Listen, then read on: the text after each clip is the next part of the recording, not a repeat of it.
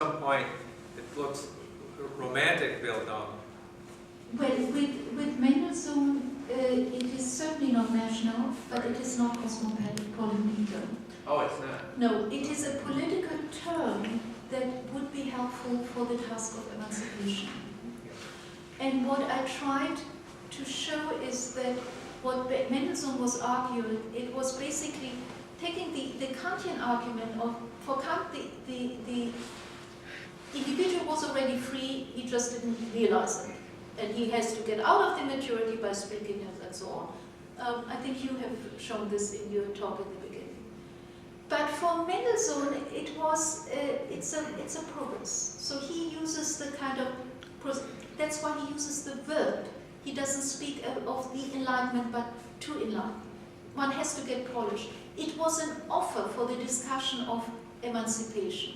Yes, we know those Jews, they look kind of funny, they dress funny, they look funny, they speak funny, but you know, they have it inside, and with a Bildung they can improve, it can be polished, and that we can offer you. And maybe you're right that they are not quite ready for emancipation yet, but they will be. Let them learn German, and so on.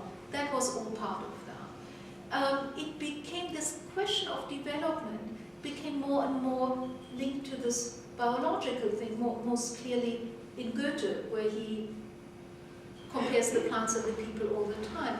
But this growth from the seed to the full flourish then gets to be for the class, for knowledge, for the world spirit, it just proliferates.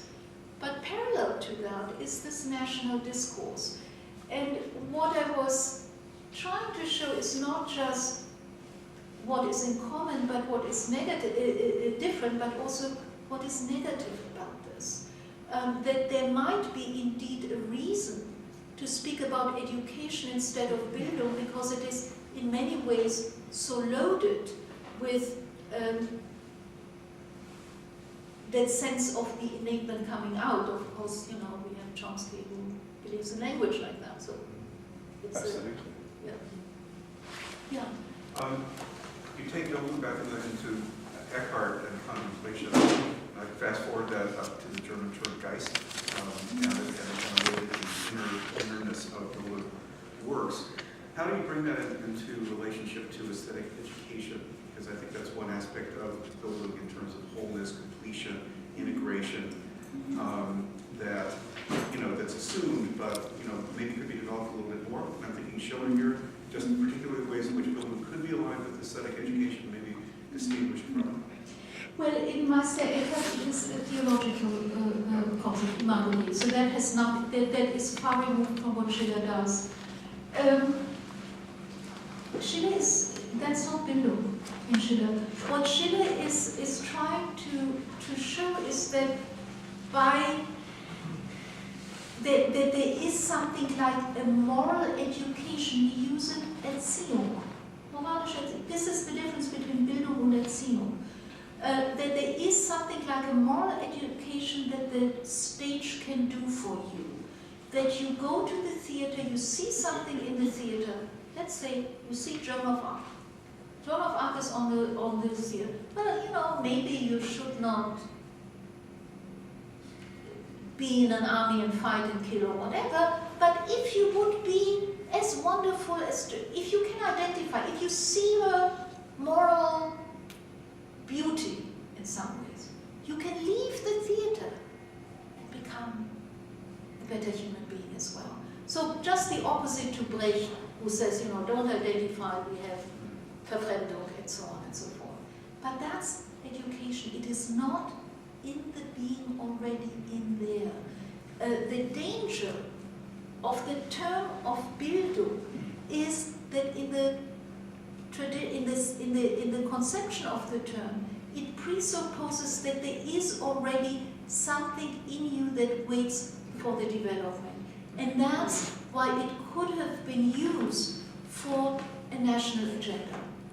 Education is something different. Professor Weissberg, I think your presentation is superb in presenting these problems, but I think that these are problems partly to do with the rise of the nation state, partly to do with the rise of nationalism and the way in which the metaphorics of biology can become linked, particularly in the later stages of Romanticism, with the problematic of the nation state. Because in response to what you've just said about Walter and about Schiller, I think you're absolutely right that it's not Bildung in that sense. It's, yes, look at the stage, maybe we can be like this. But that is because I think in Schiller, it's the problem of mimesis. It's the problem of mimetic behavior. And that Schiller is actually aware of this problem. Right at the end of the letters, I think it's the 27th letter, he essentially begins to talk about the privileged group, the group that may be able internally to maintain some kind of moral beauty. It's the group that will be able to do that. And that tells me that Schiller is, though it's not fully conceptualized, in the larger pattern, it's the problem of mimesis that is being struggled with, and that what happens with the metaphorics of biology is that mimesis lose, as it were, the intellectual ability to be critical about the problems of mimesis is lost. And that then becomes part of the mimetic identification between nation, group, and it only becomes a question, what are the mechanisms for making these principalities one? Yes, but let me just go back to one issue to kind of tweak it. I agree with what you said, but I want to tweak it a little bit. From the very beginning, the idea of Bildung as a formation is to form something that is within yourself, Completely. that needs something from the outside or whatever to develop. Because of that, it could easily give itself over to ideas of either essentialism in terms of nation, all Germans are the people of Bildung or whatever. A term like education in German is Erziehung, and Schiller uses Erziehung, the ästhetische Erziehung, is not like that. It does not presuppose that kind of idea of seed growth and flower, and therefore can be more resistant. That means you can still say Americans can be educated more easily or whatever, you can come up with, I'm sorry, idiotic comments in any case. But that Bildung has that concept at its origin makes it politically, offers itself up politically.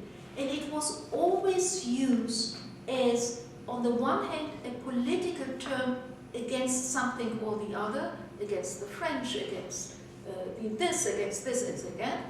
And it was always used as this progression growing and the growth, with the exception of the very early meaning, which was not from Formen bilden, but Bild imago, and that is not what is used there. So what you say is right, but that's Erziehung. And Bildung, Goethe wrote at the same time, Bildung is this from the inside out. And that is not the same as the mimetic. If I could just look very briefly then, because I would say that in the Western tradition, the foundational text here is Plato's Republic. Yeah. And the problem from Book 4 is, how do we educate for the Republic? Yes. And the problem inevitably comes up against, and this is Erziehung, aesthetische Erziehung, the problem inevitably becomes that of how can education become mimetic. Education cannot avoid mimetic principles.